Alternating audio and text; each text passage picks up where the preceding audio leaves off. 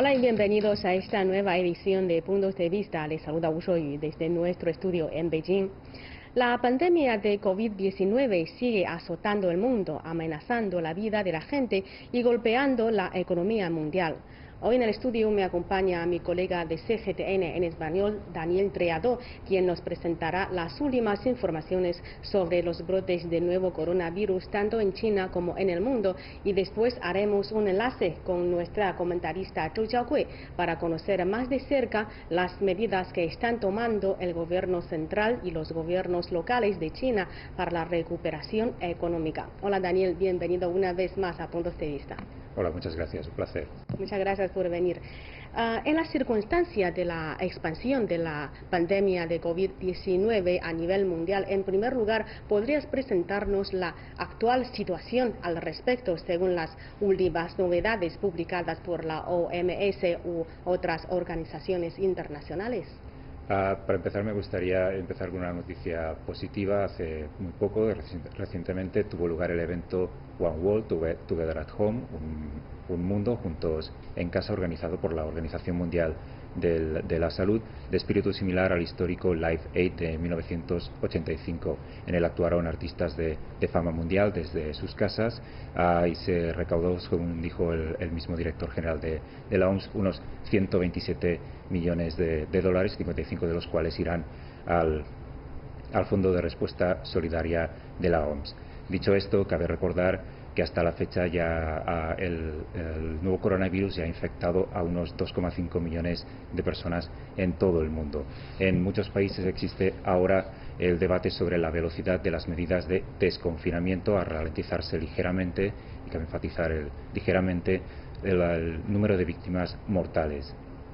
En España, por ejemplo, el Ministerio de Sanidad tiene previsto emitir una orden para que los niños de 14 años puedan salir a dar paseos cortos sin especificar su duración. Esta medida intenta equilibrar tanto la protección de las víctimas frente a la pandemia como el bienestar emocional de niños y niñas que llevan un mes, 2 meses encerrados en casa. Al mismo tiempo, gobernadores de varios estados de Estados Unidos planean reabrir también sus comunidades. Si bien expertos sanitarios han apuntado que antes de pensar en reaperturas deben expandirse las capacidades de detección tanto de casos leves como de casos asintomáticos, y entender también, esperar a descubrir y entender si los pacientes que se han recuperado de la COVID pueden seguir contagiando la enfermedad. Hace poco, por ejemplo, California se convirtió en el primer estado de Estados Unidos en recomendar las pruebas en casos asintomáticos. En este sentido, la OMS enfatiza que las medidas de confinamiento por sí solas pueden ayudar a restar fuerza a la epidemia en un país, pero que no pueden acabar con la COVID-19 por sí solas. El director general de la OMS señaló hace muy poco que los países ahora deben asegurarse de disponer de las capacidades de detectar todos los casos, de realizar pruebas, de aislar estos casos y de tratarlos, así como rastrear todos los contactos con los que esta persona haya podido contagiar o no. En otro sentido, un estudio muy reciente de la US Veterans Health Administration a centenares de pacientes descubrió que existe un mayor número de mortalidad en los pacientes que han tomado hidroxicloroquina, este medicamento que señaló el mismo presidente de Estados Unidos, Donald Trump, como posible tratamiento. Eso indica que cabe esperar, antes de tomar cualquier medicamento que se haya recomendado, que se hayan realizado pruebas prospectivas y controladas para esperar a tener un medicamento que de verdad funcione o de verdad mitigue los efectos de la COVID-19. Bueno, recordamos que cuando China sufría de una situación muy grave, recibimos ayuda de muchos países, y ahora, cuando la situación de China está mejor y estamos recuperando poco a poco la economía y la vida normal, China ha ofrecido ayuda, diferentes formas de ayuda a muchos otros países para luchar de forma conjunta contra la COVID-19. ¿Qué observación tiene usted sobre la cooperación de China con la comunidad internacional en el control y el tratamiento del coronavirus? Como muy bien decía, se ha dado una reciprocidad entre China y la comunidad internacional. China recibió ayuda y ahora está dando esta ayuda a los países que lo necesitan. Voy a dar 3 ejemplos muy recientes y muy específicos. China envió un equipo de expertos médicos a Malasia, donde se reunieron con expertos en salud y con personal médico del país para compartir las experiencias de China en la lucha contra la COVID-19. Se reunieron con altos funcionarios de salud del país y mantenieron una videoconferencia con expertos, con personal médico de más de 20 hospitales públicos de Malasia. A lo largo de su misión en el país será visitar laboratorios, visitar hospitales, entre otras instalaciones, para, como decía, compartir sus experiencias y entender también las medidas que ha tomado Malasia para hacer frente a la COVID-19. El hecho de compartir estas experiencias puede ayudar a ambos países a descubrir cómo avanzar en medidas de cooperación y cómo mejorarlas para abordar la pandemia. Paralelamente, recientemente se inauguró en Belgrado, capital de Serbia, un nuevo laboratorio de pruebas de COVID-19, algunas de las partes del cual provenían de China, fueron donadas por compañías chinas, aumentando con ello de forma muy sustancial las capacidades de detección de este país europeo. El nuevo laboratorio, que está totalmente automatizado, podrá realizar cerca de 2.000 pruebas de coronavirus por día y dará trabajo a unos 40 microbiólogos. Un equipo de expertos chinos estuvo en Serbia durante un mes trabajando junto a personal médico serbio, siendo el laboratorio un logro de los esfuerzos de la cooperación entre los dos países. Y a finales de marzo, un equipo de expertos médicos chinos viajó a Venezuela para asistir en las labores de control y mitigación de la COVID-19 en este país latinoamericano. Su misión fue ayudar a las autoridades venezolanas a evaluar la situación de la enfermedad en el país, compartir sus experiencias y proporcionar orientación sobre el diagnóstico y el tratamiento. El equipo de expertos, que fue organizado por la Comisión Nacional de la Salud de China, viajó a Venezuela junto con suministros médicos que donaron al país. La misma OMS subrayó recientemente que China dispone de una significativa experiencia en las labores de control y mitigación de la COVID-19, siendo especialmente efectiva la implementación de una respuesta diferenciada y específica en función de la ubicación, adaptando las medidas de salud pública a las diferentes realidades del terreno, algo en lo que la OMS hizo especial hincapié y que puede servir a los demás países. Es decir, China sola no está luchando contra la COVID, está luchando junto con la comunidad internacional, y las dos partes están beneficiando de su experiencia, que servirá finalmente para que podamos proponer medidas y terminar quizá con la pandemia pronto. Bueno, Daniel, a continuación quiero hablar sobre la actitud muy interesante y muy cambiante del presidente de Estados Unidos, porque el día 18 de abril este presidente estadounidense Donald Trump afirmó que la Organización Mundial de la Salud parece que se ha convertido en una herramienta de China, y también parece que China controla este grupo, y es por eso Estados Unidos dejó de pagar su cuota a la organización. Sin embargo, hemos observado por lo menos 15 veces que Trump alabó lo que había hecho China en la lucha contra la COVID-19, incluyendo la publicación de un tweet en el que aseguraba que Estados Unidos aprecia mucho los esfuerzos y la transparencia de China en la lucha contra la COVID-19. Entonces, ¿por qué el máximo líder de la primera economía del mundo cambia de actitud frecuentemente sobre China? Primero, recordar que Estados Unidos lamentablemente ya se ha convertido en el país del mundo más afectado por la COVID-19, el país con mayor número de muertes. Como bien decías, el presidente de Estados Unidos, Donald Trump, anunció que suspendía la contribución de Washington a la OMS por su papel, según sus palabras, en la mala gestión y en el encubrimiento de la expansión de la COVID-19. Según Trump, si la OMS hubiese hecho su trabajo y hubiese denunciado la falta de transparencia de China, los primeros brotes se hubiesen contenido y hubiese muerto poca gente, según dice él. Estados Unidos, según la misma OMS, ha contribuido a las operaciones del ente con unos 893 millones de dólares en el actual ciclo bianual. Se da la circunstancia, como muy bien decías, de que el mismo Trump ha alabado la labor de de China y del presidente Xi Jinping. Tú comentabas 15 veces, la cadena CNN ha llegado a contar unas 37 veces en las que, como decía, que Trump alabó tanto la labor de China, de los chinos y de Xi Jinping. Algunos pequeños ejemplos. El 24 de enero le dio las gracias a Xi Jinping en nombre del pueblo estadounidense. El 7 de febrero aseguró que China no estaba escondiendo la extensión de los brotes. El 18 de febrero aseguró que Xi Jinping estaba trabajando muy duro para controlar la COVID-19. El 13 y el 20 de marzo describió a Xi Jinping como su amigo, y en numerosas ocasiones desde el mismo mes de enero aseguró que Washington estaba trabajando estrechamente con Beijing, detallando además sus constantes conversaciones telefónicas con Xi Jinping. El problema es, según alertan muchos analistas estadounidenses, que la magnitud del problema, de las circunstancias en Estados Unidos, y las críticas tanto a la mala gestión como a la falta de previsión habrían obligado a Donald Trump, aparentemente poco amigo de asumir responsabilidades, a buscar una cabeza de turco, un chivo expiatorio. Recordemos que a finales de febrero, cuando la cifra oficial de casos en Estados Unidos era de 15, él mismo dijo públicamente que al cabo de poco sería de 0 casos, cosa como hemos visto no ha sido así. A la vez, el Washington Post aseguró que Trump habría recibido las advertencias de la inteligencia estadounidense sobre una posible pandemia ya durante los meses de enero y febrero, y que no habría hecho caso.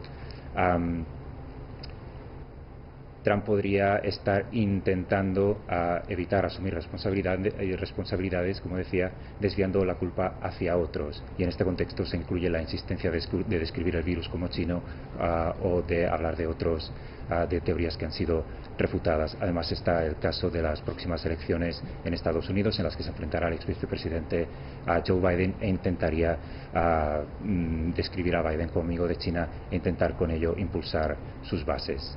Bueno, y me parece que politizar un acontecimiento sanitario parece una tontería, porque no sirve nada para el bienestar de su pueblo, que tiene que ser la máxima prioridad de la agenda de un gobierno. Entonces, el mundo está sufriendo de la COVID-19 y enfocamos con los continentes europeo y americano, pero mucha gente también se preocupa mucho por otros países que no tienen un sistema sanitario tan desarrollado, pero con una mayor población y una economía inestable. ¿Qué tienen que hacer ellos? Precisamente hace muy poco, el 21 de abril, el Programa Mundial de Alimentos de Naciones Unidas publicó su último informe sobre crisis alimentarias en el mundo. La agencia de la ONU alerta que la pandemia de COVID-19 podría duplicar el número de personas que padecen hambre aguda en el mundo. Ahora mismo unos 130 millones de personas se enfrentan a una crisis alimentaria que podría ser de 265 millones de personas si no se aborda la pandemia de COVID. En este sentido, los grandes entes internacionales, tanto la OMS como la ONU, el Programa Mundial de Alimentos, han pedido a los países desarrollados que ayuden a los países en desarrollo a hacer frente a la COVID. Por ejemplo, el secretario general de la ONU, Antonio Guterres, afirmó que es esencial que los países desarrollados ayuden inmediatamente a los menos desarrollados a reforzar sus sistemas de salud y su capacidad de respuesta para detener la transmisión, porque si no, de lo contrario, podemos hacer frente a una pesadilla de que la COVID-19 afecta a millones de personas y que además vuelva a los países en los que se ha ido ralentizando. Al mismo tiempo, sugería aumentar de forma masiva los recursos disponibles para el mundo en desarrollo mediante la ampliación de los fondos, de la capacidad del Fondo Monetario Internacional, por ejemplo, y de demás instituciones financieras. Es decir, los países menos desarrollados ya han tomado algunas medidas, como cerrar sus comunidades, pero necesitan de la ayuda de los países desarrollados para que todos juntos podamos hacer frente a esta pandemia. Bueno, muchas gracias, Daniel, por sus observaciones y estos comentarios. Muchas gracias. Bueno, a continuación hacemos un enlace con nuestra comentarista de CGTN en español, Zhou Jiaogui, para conocer más detalles acerca de las últimas novedades sobre el brote del nuevo coronavirus en China. Hola, Jiaogui. En primer lugar, ¿podrías presentarnos la tendencia económica de China y del mundo frente a la pandemia de COVID-19? ¿Cómo se está estimulando la economía china? Hola, Rosa. Sí, efectivamente, El mundo ha cambiado dramáticamente en los últimos 3 meses, con un escenario por nadie previsto, a medida que se están imponiendo cierres generalizados para frenar la propagación del virus, del nuevo coronavirus. La pandemia de COVID-19 está causando altos y crecientes costos y está teniendo un grave impacto en la actividad económica de casi todos los países. Ahora todos los países enfrentamos, además de una crisis sanitaria, un desplome de la demanda tanto interna y externa, un ajuste dramático en las condiciones financieras y una caída en los precios internacionales de los productos básicos, como por ejemplo las materias primas, los productos alimentarios, etc. Y lo que pasa es que muchos sectores se han visto afectados de un grado u otro. Y sobre todo se ven muy afectados los sectores como el turismo, el comercio al por menor, la automoción, los bienes de consumo duradero y las actividades de ocio y las actividades culturales, etc. Y en muchos países las tasas de desempleo también han registrado cifras récord. Ahora existe una gran incertidumbre en torno al pronóstico de crecimiento global. El Fondo Monetario Internacional prevé en su nuevo informe Perspectivas Económicas Mundiales que la economía mundial se desplomará un 3% en 2020 debido al impacto del coronavirus. Con respecto a la economía china, a pesar de que se observa en el mes de marzo un repunte fuerte de la producción, del comercio y del desempeño económico en general, el Producto Interno Bruto del primer trimestre de 2020 registró una desaceleración del 6,8% con respecto al mismo periodo del año anterior. Y de cara al futuro, la recuperación económica es todavía incierta a nivel global. El factor clave y la tarea prioritaria ha sido y sigue siendo controlar la pandemia. Es más que evidente que el repunte económico depende de manera crítica de la disminución de la pandemia en el segundo semestre de este año, lo que permitiría reducir gradualmente los esfuerzos de contención y restablecer la confianza de los consumidores e inversores.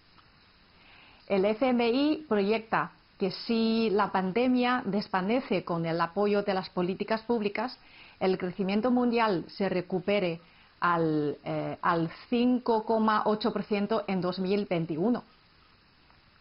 Y en medio de esta crisis sanitaria, cuando todo el mundo estamos enfrentando las consecuencias económicas y financieras asociadas, la cooperación internacional será clave para solucionar la situación. Además de compartir equipos, experiencia, terapias y colaborar en la investigación de vacunas para COVID-19, todos los países deben unir esfuerzos para superar esta situación a nivel económico, financiero, comercial y social. Bueno, sí, tiene mucha razón. Y hemos observado que en un contexto marcado por la COVID-19, las empresas se encuentran en una situación difícil. ¿Qué tienen que hacer los gobiernos centrales y locales para ayudarlas? ¿Y qué políticas financieras y monetarias deben tomarse? El gobierno chino ha adoptado una serie de medidas para ayudar y estimular la actividad económica que se ha visto afectada por el brote del nuevo coronavirus y las medidas de contención de la epidemia. Primero, a nivel macroeconómico, se han puesto en marcha políticas de alivio monetaria y fiscal. Desde principios de febrero, el Banco Popular de China, que es el banco central del país, ha presentado medidas que van desde reducciones de los tipos de interés de los préstamos hasta la ayuda para realizar los pagos a las empresas más afectadas por el virus. El Banco Central también refuerza apoyo crediticio a la economía real, especialmente a las empresas más pequeñas, a través de medidas que incluyen recortes del coeficiente de reservas obligatorias y otras políticas crediticias. Además de esta flexibilización monetaria, Hay medidas fiscales también para garantizar un retorno progresivo al trabajo y proteger los empleos. Por ejemplo, el aplazamiento de los pagos de los seguros sociales, una reducción fiscal y de las tasas administrativas, así como algunos otros apoyos financieros directos. Segundo, para estabilizar el comercio y estimular el consumo, el Gobierno ha anunciado una serie de políticas de estímulo, incluyendo optimizar el sistema de devolución fiscal, aumentar las zonas piloto de comercio electrónico transfronterizo, construir plataformas de comercio digital para impulsar nuevos pedidos y mejorar la capacidad de logística, ¿no?, de transporte en la red de ventas. Tercero, para promover el reinicio de la producción de las cadenas industriales, también se ha implementado una serie de medidas concretas que incluye rebajas de impuestos y tarifas, así como una reducción de los costos. Según datos oficiales, hasta finales del mes de marzo se habían aplazado cerca de 880.000 millones de yuanes, o sea, unos 120.000 millones de dólares en pagos de préstamos e intereses por parte de las empresas, de las compañías. En base a estos esfuerzos institucionales por estimular la economía, en marzo el país ha registrado mejores datos en los principales índices económicos. Sí. Las últimas cifras son una señal positiva ante la incertidumbre económica que ha generado el coronavirus. Bueno, actualmente es difícil definir un momento adecuado en China para la recuperación completa de la producción de las empresas, mientras que éstas enfrentan desafíos como la prevención de quiebras, grandes recortes de salarios y despidos. Entonces, ¿cómo se logra, por una parte, controlar la pandemia y, por otra parte, recuperar la producción y la vida normal? Jiaokui. Sí, la verdad es que las empresas se están enfrentando muchas dificultades. A pesar de las dificultades, cada día más empresas y fábricas se han reabierto e ido recuperando sus actividades. Esto es una señal de que la producción de China está regresando poco a poco a la normalidad y de una forma gradual. Esta recuperación gradual se debe a muchos motivos, a muchos factores.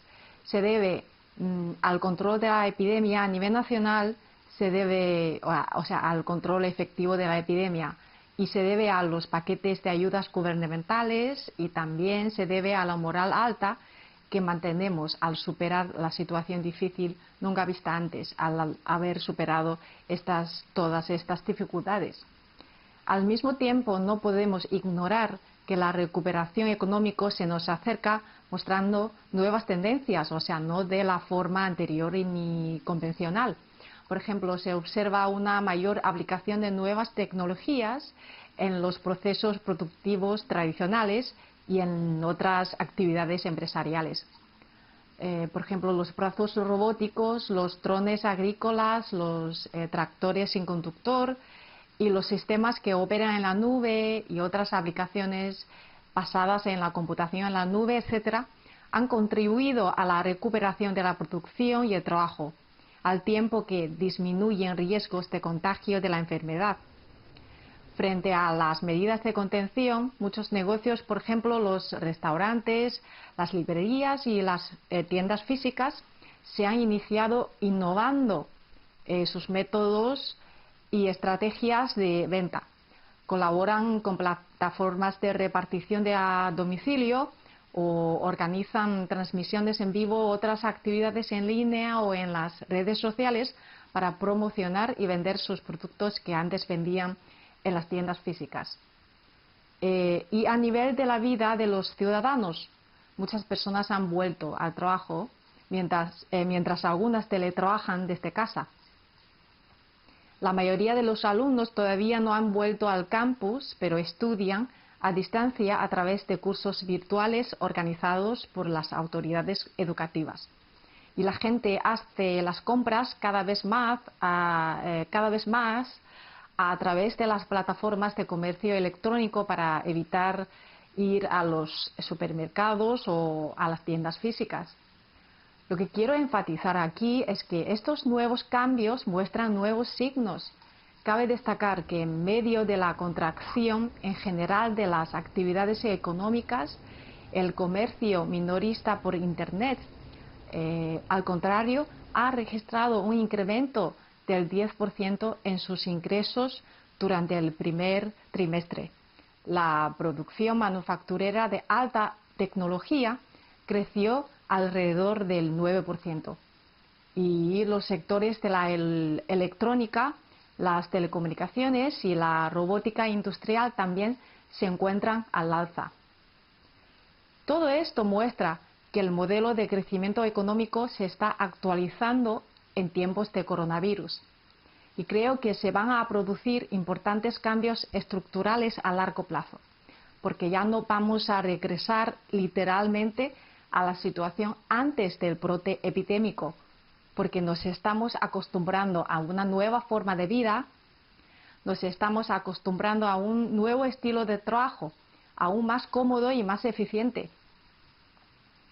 Así que también se ven mayores inversiones empresariales en los sectores relacionados con el nuevo modelo económico, como el comercio electrónico que acabamos de comentar y la industria de transmisión en vivo, etc. Vemos que a nivel estructural y en términos generales, la economía se está dirigiendo hacia una nueva economía digital, una nueva economía cada día más basada y apoyada en el Internet.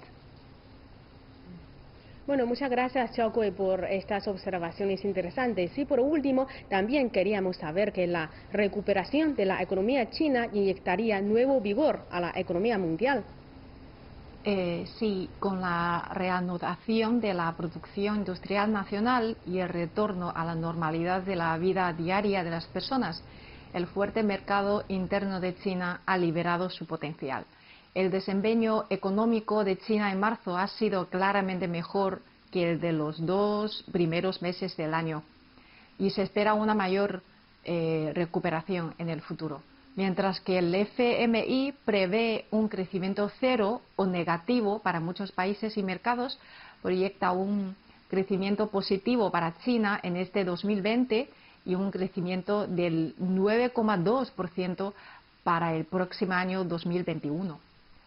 La recuperación gradual de la demanda del mercado chino seguramente contribuirá a la recuperación económica a nivel mundial. Por un lado, las importaciones chinas en marzo registraron un crecimiento positivo del 2,4%, lideradas por el incremento de las importaciones de alimentos como carne y azúcar y la importación de materiales de producción como el carbón, el petróleo crudo y el metal. Por otro lado, el sector manufacturero de China, que ahora opera casi a su plena capacidad, garantiza de cierto modo la cadena de suministro a otras economías mundiales. Veamos un ejemplo. Los servicios de trenes de carga entre China y Europa crecen un 15% en los 3 primeros meses de este año y la capacidad de carga de los trenes China-Europa aumenta un 18%. Estos trenes transportaban hacia Europa, entre otros productos, suministros médicos, componentes automovilísticos y aparatos electrónicos. A medida que la cadena de suministros de China está volviendo a la normalidad, a la nueva normalidad, y muchas empresas, tanto chinas como extranjeras, se muestran optimistas sobre la proyección económica de China y su contribución a la economía mundial. Rosa. Bueno, muchas gracias, Xiaokui, por compartir estas opiniones con nosotros. Bueno, así terminamos esta edición de Puntos de Vista. Muchas gracias por su sintonía. Hasta la próxima.